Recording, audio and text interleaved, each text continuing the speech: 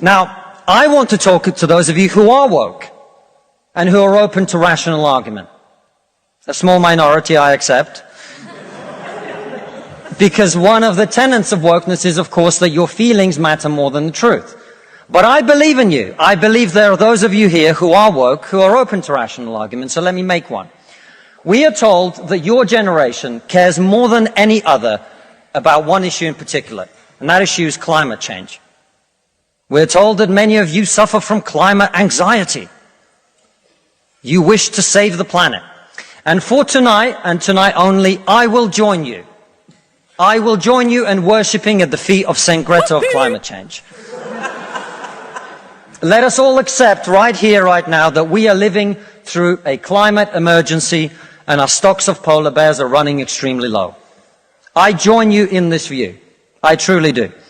Now, what are we to do about this huge problem facing humanity? What can we in Britain do? We can only do one thing. You know why? This country is responsible for 2% of global carbon emissions, which means that if Britain was to sink into the sea right now, it would make absolutely no difference to the issue of climate change. You know why?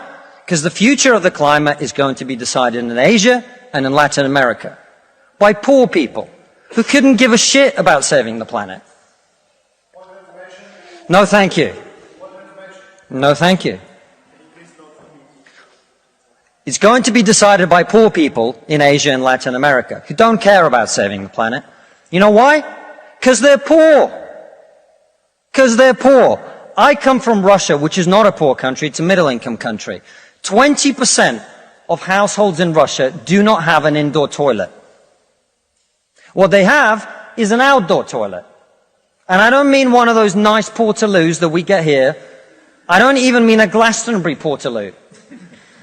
I mean a wooden shack with a hole in the ground that holds a collected fermented memory of the last 10,000 visits. How many of you are going to go home tonight and say, let's rip out our bathroom and erect a Siberian shithouse in the back garden? And if you're not, why should they? 120 million people in China do not have enough food. I don't mean that they don't get dessert. I mean they suffer from malnutrition. That means that their immune system is breaking down because they don't have enough food. You're not going to get them to stay poor.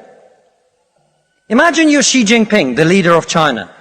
When you were 10 years old, there was a revolution, a cultural revolution in your country. And people came and they put your father in prison. Your mother had to denounce him. Your sister killed herself. And you, no longer enjoying the protection of your formerly powerful father, were sent to a village where you lived in a cave house. And here you are, decades later. You have clawed your way up the bloody and greasy pole of Chinese politics to be the undisputed supreme leader of the very Communist Party that destroyed your family.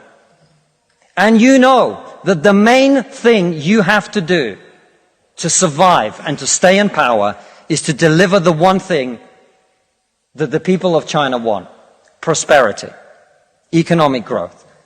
Where do you think climate change ranks on Xi Jinping's list of priorities? A third of all children who live in extreme poverty in the world live in India. That means they are starving and dying of preventable disease. Now, about 15 months ago, my wife got pregnant. Not me, because we're old school.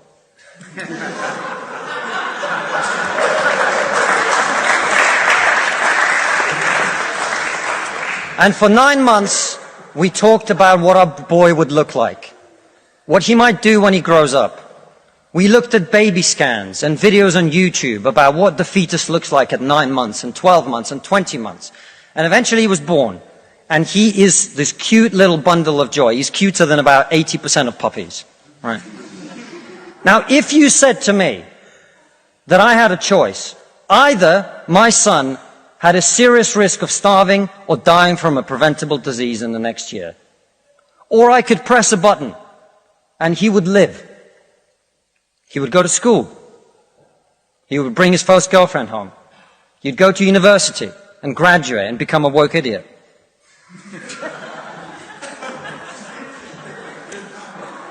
And then he'd get a job and get married and have children and become a man. But all I have to do is press this button.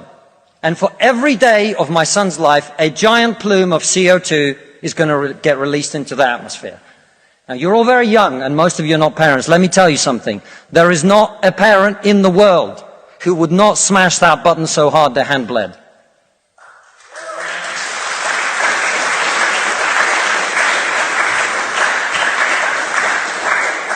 You are not going to get these people to stay poor. You're not even going to get them to not want to be richer. And so, I put it to you, ladies and gentlemen, there is only one thing we can do in this country to stop climate change. And that is to make scientific and technological breakthroughs that will create the clean energy that is not only clean, but also cheap. And no, thank you. And I want everyone to get home on time today, which is not going to happen. And the only thing that wokeness has to offer in exchange is to brainwash bright young minds like you to believe that you are victims, to believe that you have no agency, to believe that what you must do to improve the world is to complain, is to protest, is to throw soup on paintings. And we on this side of the House are not on this side of the House because we do not wish to improve the world. We sit on this side of the House because we know that the way to improve the world is to work, is to create, it is to build. And the problem with woke culture is that it's trained too many young minds like yours to forget about that. Thank you very much.